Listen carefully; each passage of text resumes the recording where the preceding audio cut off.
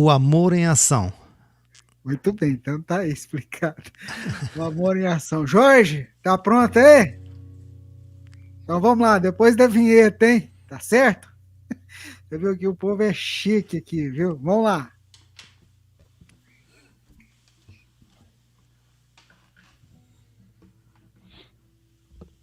A Web Rádio Fraternidade apresenta Jorge Elahá Canto, no evento As Portas do Céu 2021, versão virtual. Preparativo para o Congresso Espírita de Uberlândia, com a apresentação do tema As Curas de Jesus.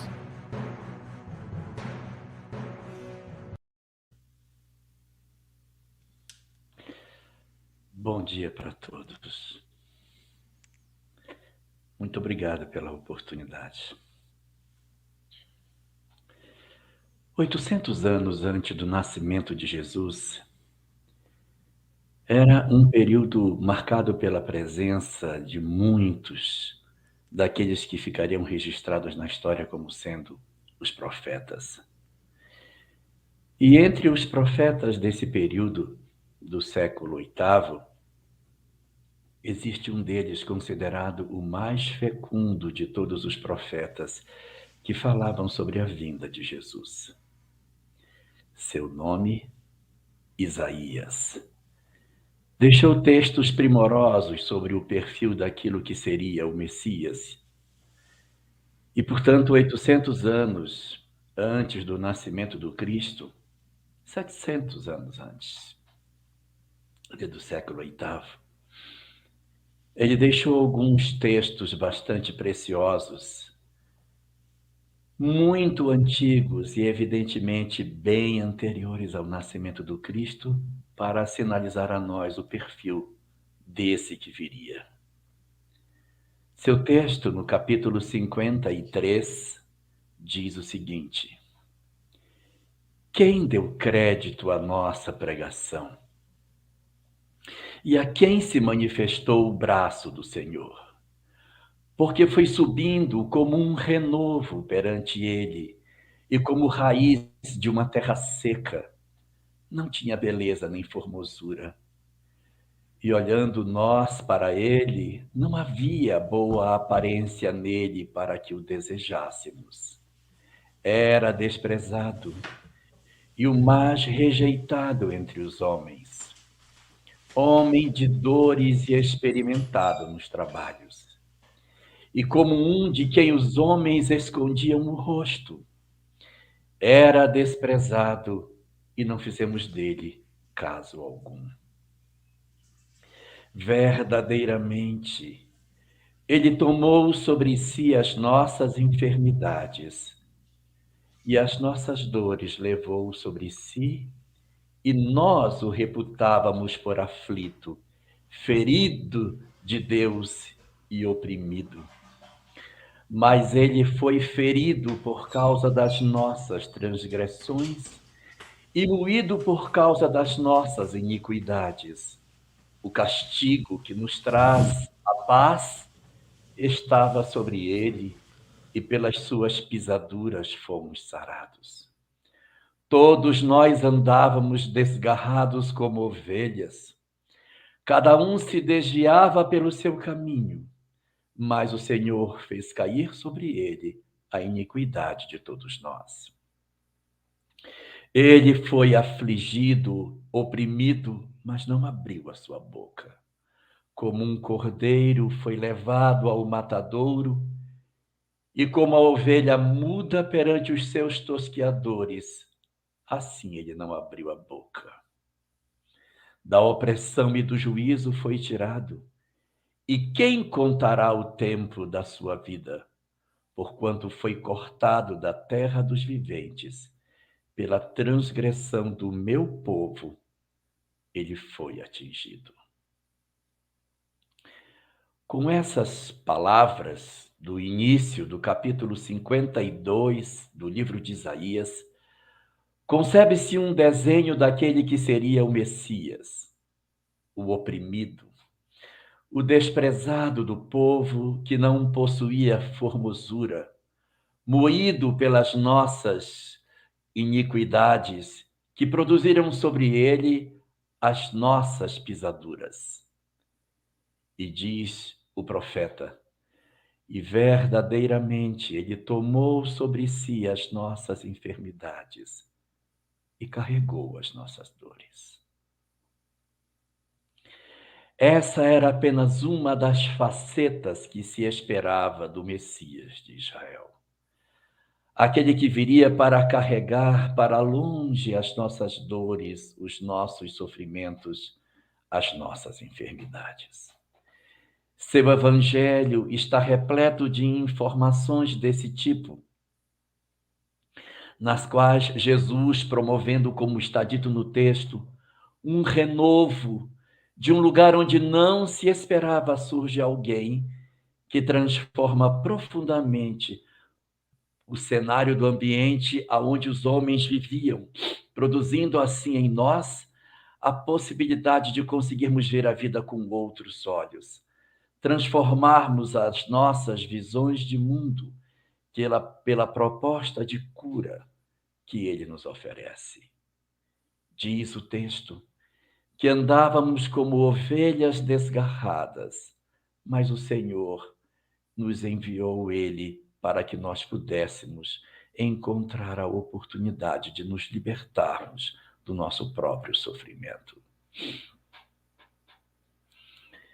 A grande missão de Jesus, derramar sobre os homens a possibilidade da cura verdadeira e definitiva.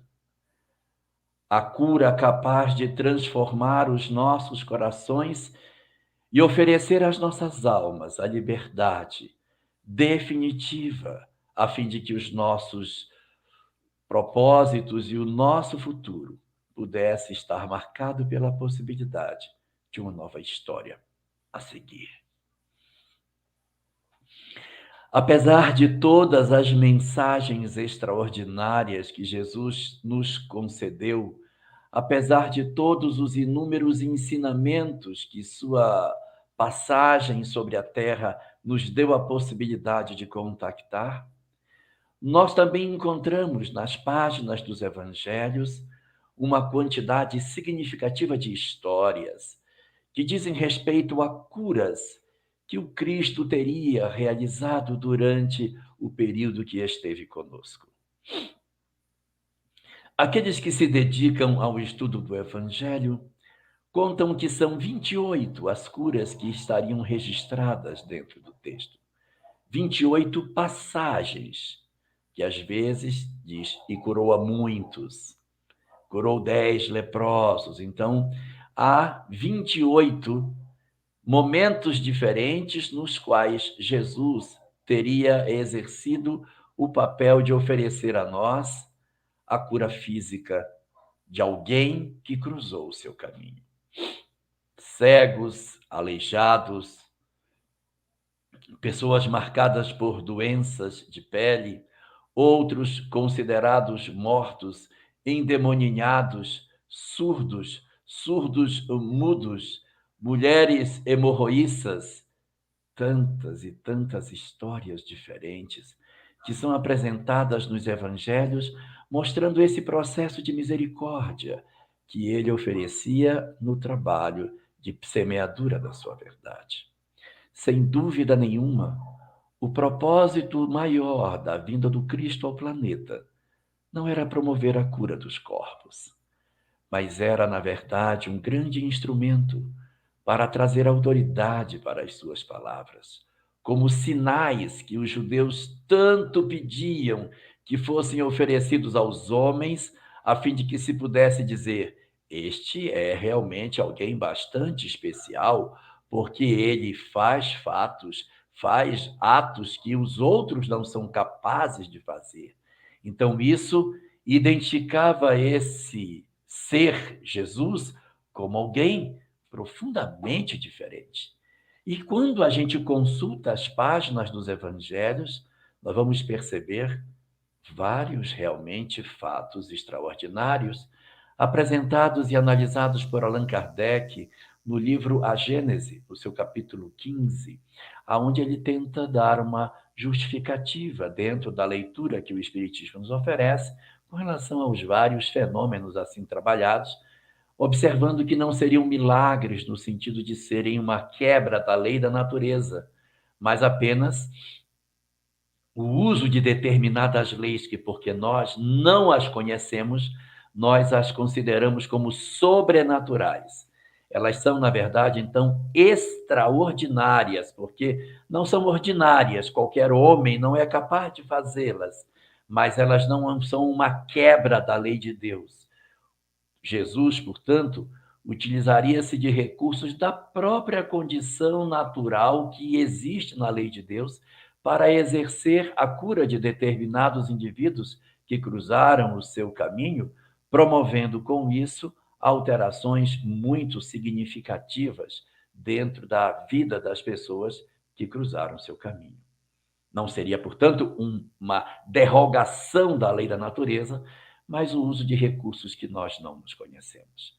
Alguém que não conhecesse a eletricidade, que é um fenômeno absolutamente natural, diria que seria milagre colocar um motor para girar, uma máquina para funcionar, apenas colocando aquela máquina naquela tomada é um milagre, mas quem conhecesse os recursos que a eletricidade, o eletromagnetismo possui, veria que, na verdade, são fenômenos naturais, apenas desconhecemos como manusear esses recursos. Assim, portanto, observando as estratégias que Jesus utilizava no processo de cura das pessoas, nós vamos observar que ele usa 7 técnicas diferentes para curar as pessoas que foram até ele. Ele não curava as pessoas da mesma forma. Para determinados indivíduos, uma estratégia. Para outros, outra técnica. Para outros, uma diferente. E assim, se nós formos enumerar as diversas curas existentes no Evangelho, 7 procedimentos diferentes foram utilizados para isso. Uma dessas técnicas é curar as pessoas de longe. Ele chegou a curar pessoas sem sequer estar perto delas. Ele apenas foi abordado pelo centurião, dizendo que seu servo, na casa dele, lá longe, estava doente. E o centurião lhe disse: não precisa que o senhor vá na minha casa. Ele não vai à casa do centurião, ele não vê o rapaz doente. De longe ele está, e o centurião diz: basta uma ordem sua daqui, e o meu servo certamente vai curar lá. Eu comando homens e eu sei como funciona. Se o senhor der uma ordem, ele ficará curado. O Cristo, então, impressiona-se com a sua fé, e aí diz a ele: então vai, que o teu servo está bom. E diz os evangelhos, e aí essa passagem é contada em 3 evangelhos, Mateus, Marcos e Lucas. Ele volta para casa e, ao chegar em casa, já encontra o seu servo recuperado. Então, é uma técnica que Jesus utiliza, na qual ele sequer se defronta fisicamente com a pessoa. Ele nem se aproxima, de longe. Então, vai, que o teu servo vai ficar curado. Existe uma segunda técnica que Jesus utiliza, que é curar apenas falando. Ele apenas dizia, ele não fazia nada, estava diante da pessoa e simplesmente dizia uma palavra ou uma frase para a pessoa e a pessoa curava. Essa é bem típica a situação que acontece na história do chamado paralítico de Cafarnaum. Ele chega numa maca e o Cristo, ao recebê-lo, observa o homem deitado nessa maca e diz ao homem: vai, os teus pecados são perdoados. E os homens da lei que estão ali próximo começam a criticá-lo, dizendo que é um absurdo. Como que ele pode dizer que esse homem está com seus pecados perdoados? Quem é ele para ter autoridade sobre isso? Então ele vira-se para os homens e diz: o que vos parece mais fácil? Dizer a esse homem que os seus pecados estão perdoados, ou dizer a ele: levanta-te, pega a tua cama e anda? Aí é claro que é mais fácil dizer os teus pecados são perdoados, porque como é que você vai conseguir dizer para esse homem paralítico, levanta, toma a tua cama e anda? Aí Jesus vira-se para o homem e diz, levanta, toma a tua cama e anda. E o homem, então, que era paralítico, levanta-se, pega a sua cama e vai embora. Pega a sua cama e anda. O que demonstra para nós, assim, a possibilidade de que ele possuía uma capacidade de poder, através da simples palavra, do magnetismo da palavra, promover um processo de convencimento no outro que reorganizava as condições mais íntimas do indivíduo, promovendo a saúde que ele precisava. Então, nós temos aí uma segunda técnica utilizada por Jesus: curar as pessoas apenas falando. Tem várias que ele cura. O cego Bartimeu também é desse jeito. Todos os cegos que Jesus curou não tinham nome, eram só chamados de cego. Ué, mas esse não era Bartimeu? Não. O nome dele é Bartimeu, ou seja, filho de Timeu. Nome mesmo ele não possui. Então, Bartimeu também chega e ele pergunta, o que tu queres que eu faça? Senhor, eu quero que eu veja. Eu quero que tu me faças ver. Então, vê. E ele, então, volta a ver. Nós temos uma terceira técnica que Jesus utilizava. A terceira técnica já é mais próxima. Uma é você curar de longe. A segunda já era próximo, apenas falando. Aí temos uma terceira técnica. Jesus não simplesmente fala, ele toca nas pessoas. Ele faz isso quando cura um leproso. Está nos evangelhos de Mateus, Marcos e Lucas. Nessas três narrativas, um homem considerado leproso no texto aproxima-se de Jesus, pedindo para ser curado. E diz o texto que o Cristo vai, então, e toca nele. Para quem está lendo o texto, não passa de uma pena de foi lá e pronto, foi, tocou, não tocou, tanto faz. Mas é profundamente significativo.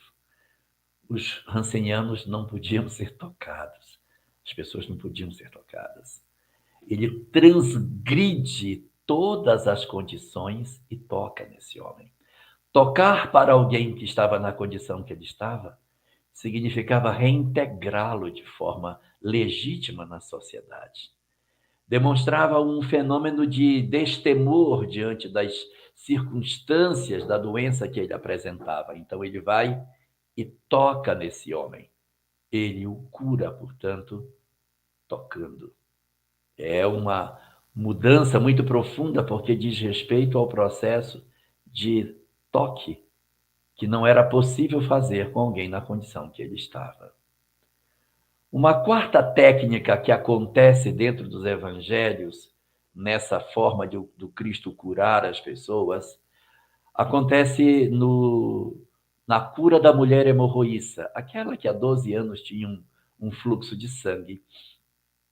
E toda mulher que está menstruada, conforme a lei de Moisés, ela não pode tocar em nada. Tudo que ela toca é impuro. Se ela tocar em um objeto, ele tem que ser quebrado. Durante o período da menstruação, ela não pode tocar.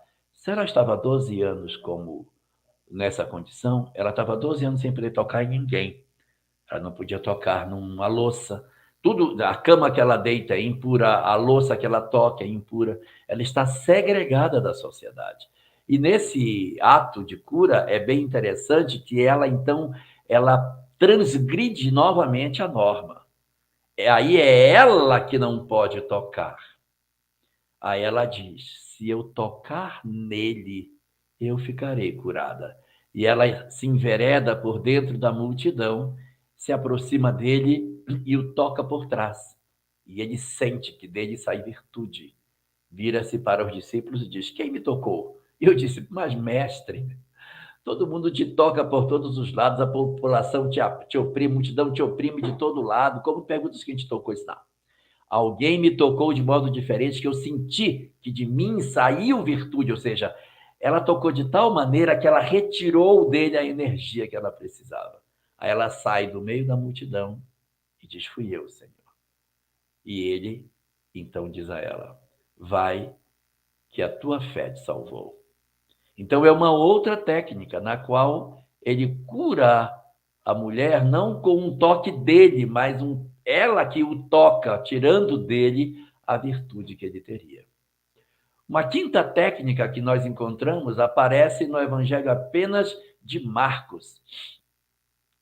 É a cura de um surdo mudo. Ele é surdo, e alguns dizem surdo e gago, surdo e mudo. Uns dizem que ele era surdo e falava com dificuldade. Então, esse homem, ele possuía surdez e, consequentemente, um problema de fala. Só Marcos conta essa história no seu capítulo 7. Ele faz uma técnica diferente. Ele pega esse homem e enfia o dedo nos ouvidos dele. Não é simplesmente tocar.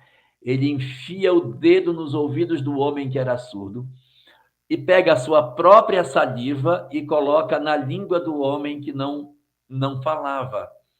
E quando ele faz isso, o homem volta a ouvir e começa a falar normalmente. Você veja uma estratégia mais material no processo de cura desse indivíduo. Mas as formas mais materiais de exercer a cura, ele usa com alguns cegos. Um é o cego de Betsaida, um cego que aparece apenas no Evangelho de Marcos, também no seu capítulo 8. É um cego bem especial, porque quando você vê a história de Bartimeu, ou chamado também de cego de Jericó, ele ouve que Jesus estava passando e começa a dizer: Jesus, filho de Davi, tem misericórdia de mim. Isso é muito significativo, porque chamar Jesus de filho de Davi significa: eu te reconheço herdeiro do trono de Israel, eu te reconheço aquele que viria da tribo de Judá, eu te reconheço como sendo aquele que seria o herdeiro do trono de Davi. Tu és o que deveria estar ocupando o trono. Eu te reconheço como rei de Israel. Eu sei que tu és o Messias. É isso que ele quer dizer quando ele diz: Jesus, filho de Davi, ou seja, o prometido que viria, tem misericórdia de mim. E aí os homens vão e dizem: Bartimeu, ele te chama, te alegra, ele te chama. Aí ele joga a capa e vai atrás de Jesus. Essa é a situação do cego de Jericó. O cego de Betsaida é bem diferente.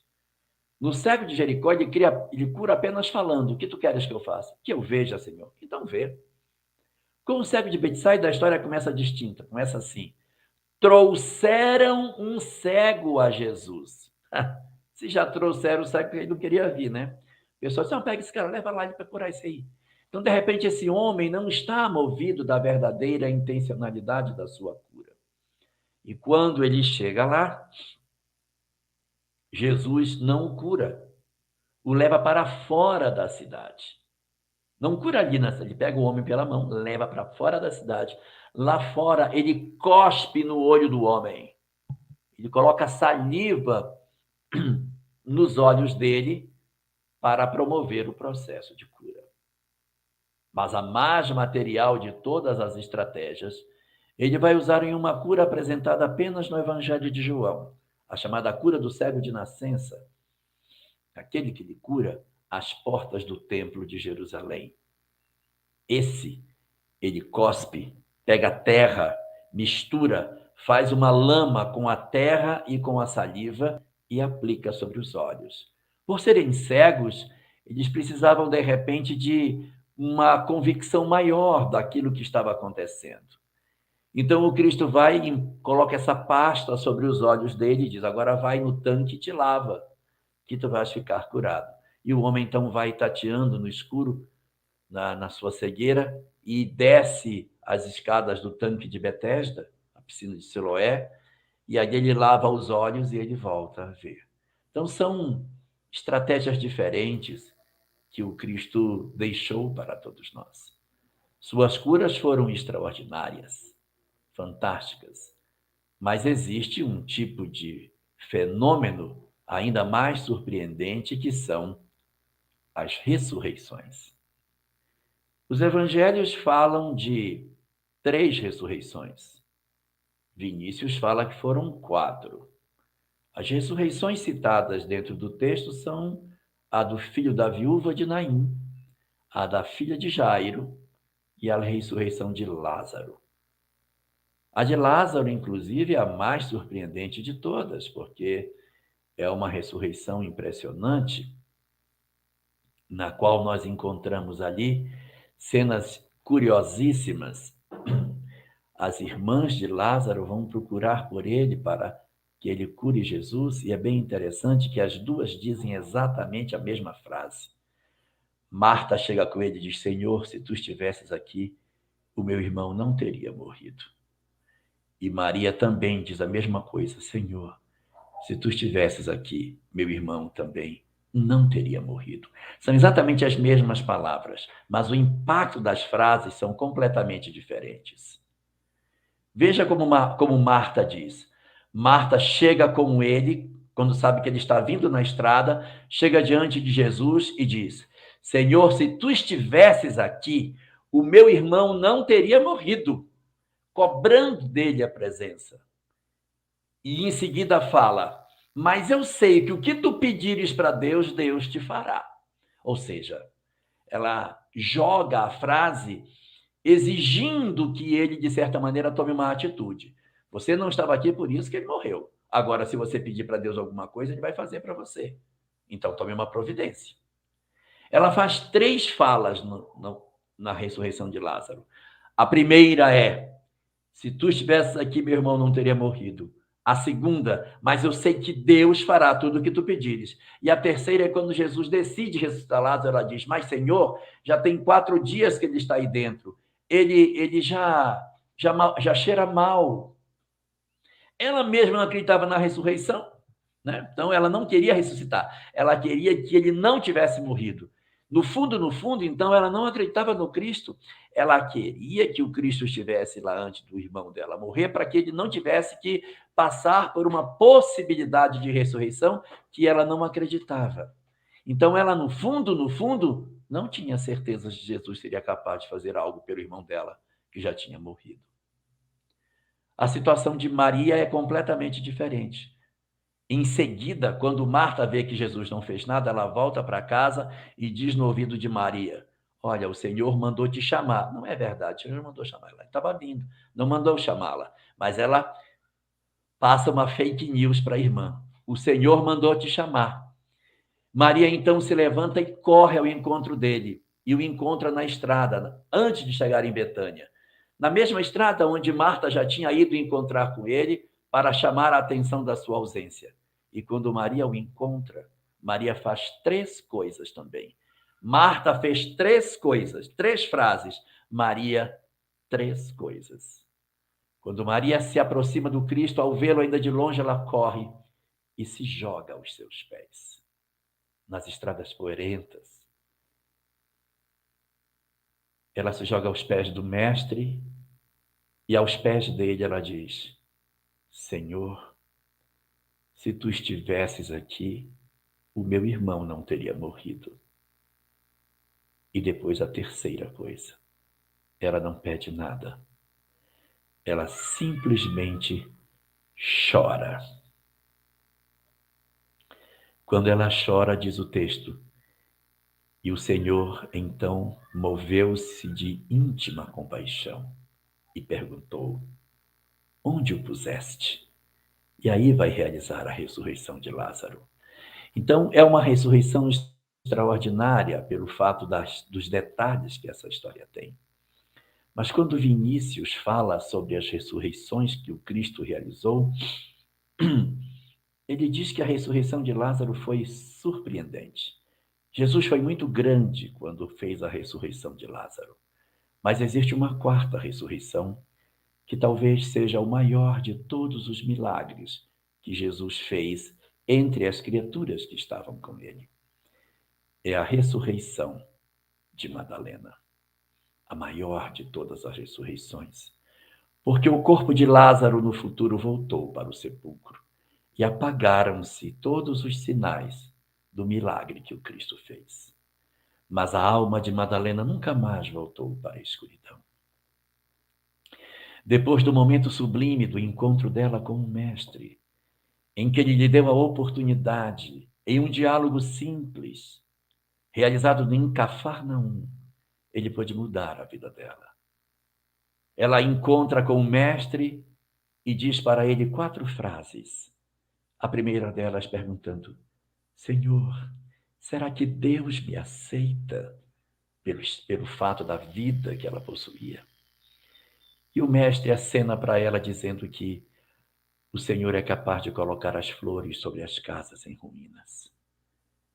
Em seguida ela diz: eu tenho sede de amor. E o amor que ela fala era o desejo de ser amada. E ele diz a ela que a forma mais expressiva de sentir, saciar o amor, é através do sacrifício. Não espere receber o amor. Entregue o amor na forma que você puder, o sacrifício da sua história de vida. E ela pergunta: mas o amor só poderá ser expresso na forma do sacrifício? E ele apresenta para ela que é a forma bela de nós demonstrarmos amor, é quando existe renúncia.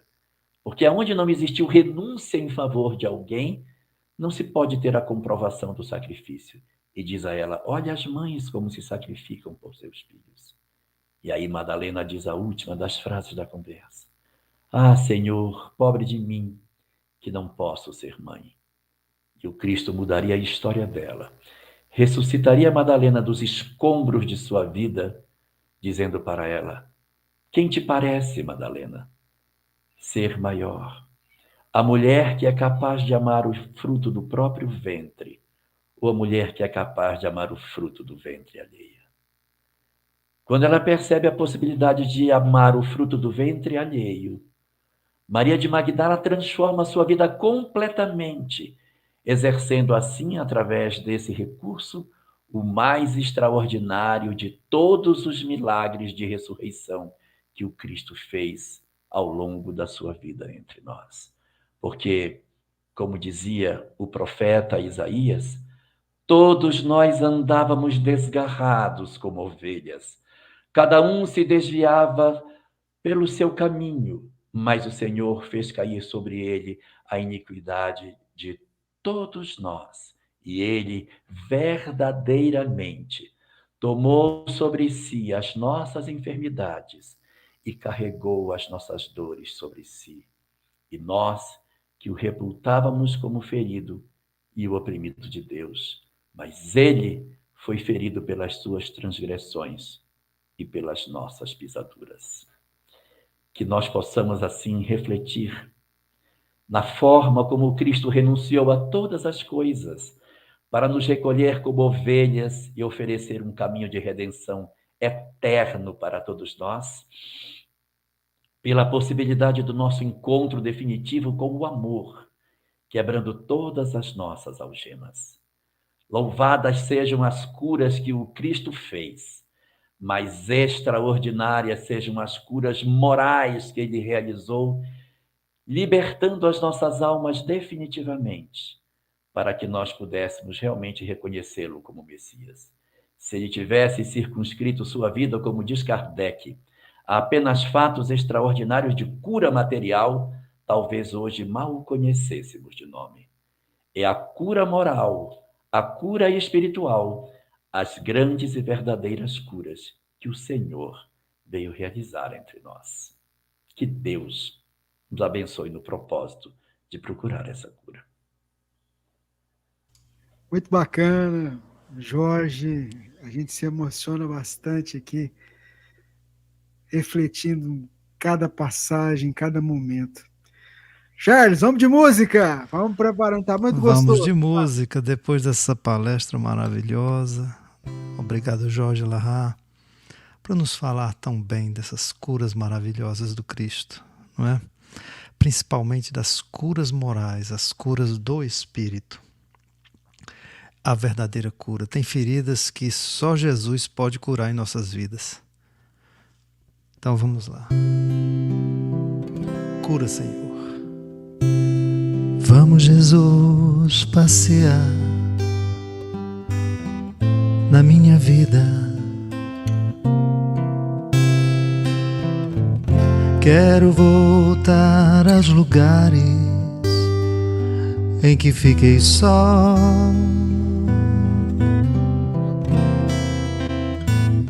Quero voltar lá contigo, vendo que estavas comigo.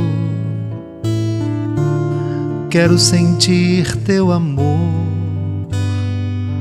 a me embalar.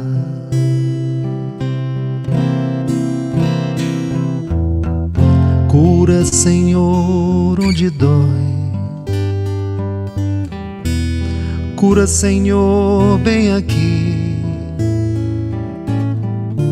Cura, Senhor, onde eu não posso ir, não posso ir. Cura, Senhor, onde dói. Cura, Senhor, bem aqui. Cura, Senhor, onde eu não posso ir.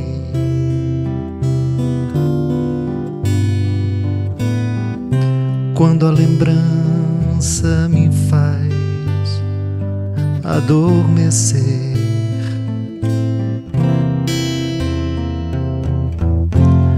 sabes que a espada da dor entra em meu ser.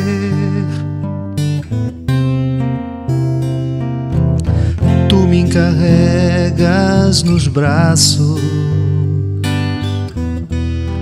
leva-me com teu abraço. Sinto minha alma chorar junto de ti.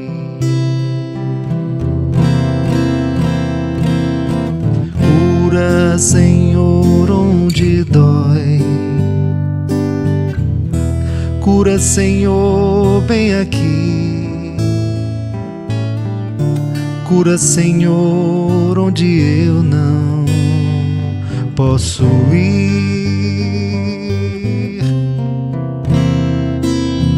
Cura, Senhor, onde dói. Cura, Senhor, bem aqui. Cura, Senhor, onde eu não posso ir.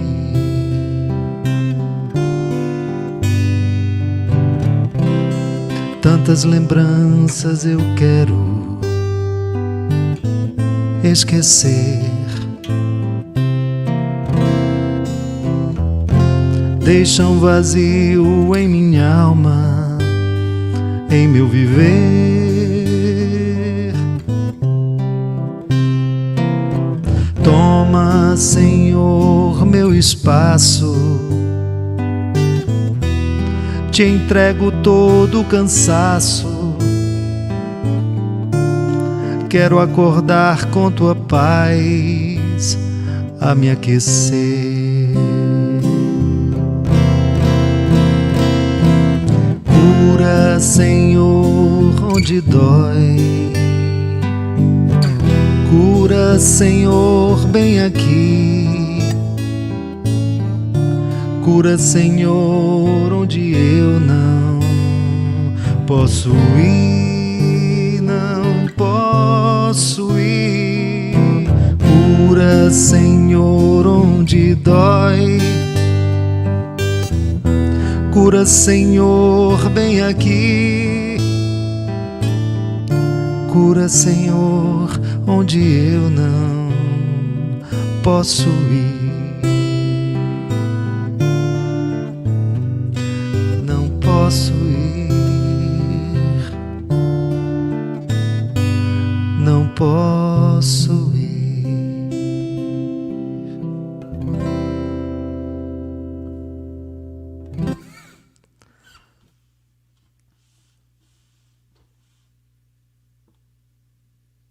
Então vamos mais um. Então, estava programado só para uma? Vamos lá, vamos mais um, vamos mais Só um. Jesus pode curar realmente, né, gente? Então vamos lá. A gente tem que abrir a porta dos nossos corações para Ele, né? Então, nesse mesmo estilo, uma que eu sei aí que vocês gostam bastante. Jesus é minha porta. Ontem à noite eu tive um sonho com Jesus. Ele batia em minha porta me impedindo pra entrar. Vinha cansado de uma longa caminhada. Pediu minha água pra beber e um pouco para se lavar. Pude notar que tinha os pés empoeirados. E ele falou que era o pó de um caminhar, que em muitas casas teve abrigo, em outras nem pude entrar. Mas hoje ali bati a porta do meu lar. Ontem à noite eu tive um sonho com Jesus. Ele batia em minha porta me impedindo pra entrar. Vinha cansado de uma longa caminhada. Pediu minha água pra beber e um pouco para se lavar. Pude notar que tinha os pés empoeirados. E ele falou que era o pó de um caminhar, que em muitas casas teve abrigo, em outras nem pude entrar. Mas hoje ali bati a porta do meu lar. Então corri para buscar um pouco d'água para Jesus.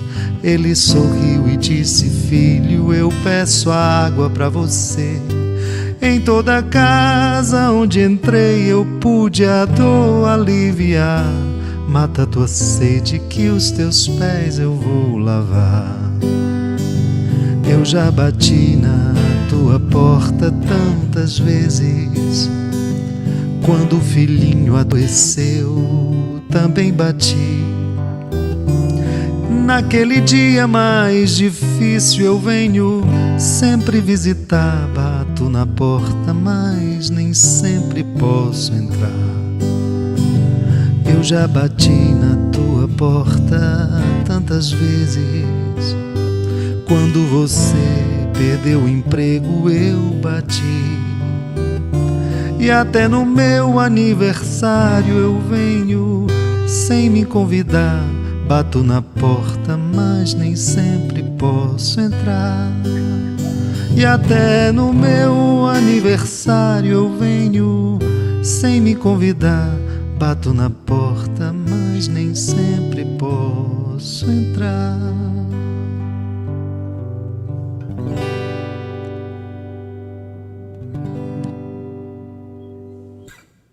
Ai, gente, que bacana, né? Eu acho que eu esqueci o microfone ligado aqui. Ei, Rubens, você como operador de áudio tá muito bom, viu? Você empolga aqui, fica cantando. Desculpa se vocês escutaram. Maravilha, fazendo a segunda voz aí, que coisa maravilhosa. Não, cantar não é minha praia. Ó, por que você chama menino? Por que você coloca esse menino aí? Fala pra nós, Vitor, porque tem muita gente perguntando aqui. Uai, é porque eu sou menino. Eu me sinto, numa analogia diante do encontro de hoje, as portas do céu.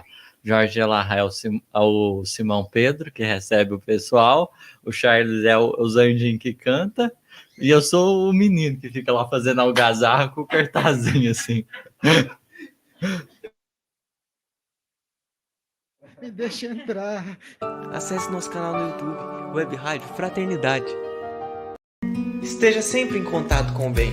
No site e no aplicativo da Web Rádio Fraternidade, você encontra orações diárias, palestras e estudos que te sintonizarão com os ensinos do Cristo.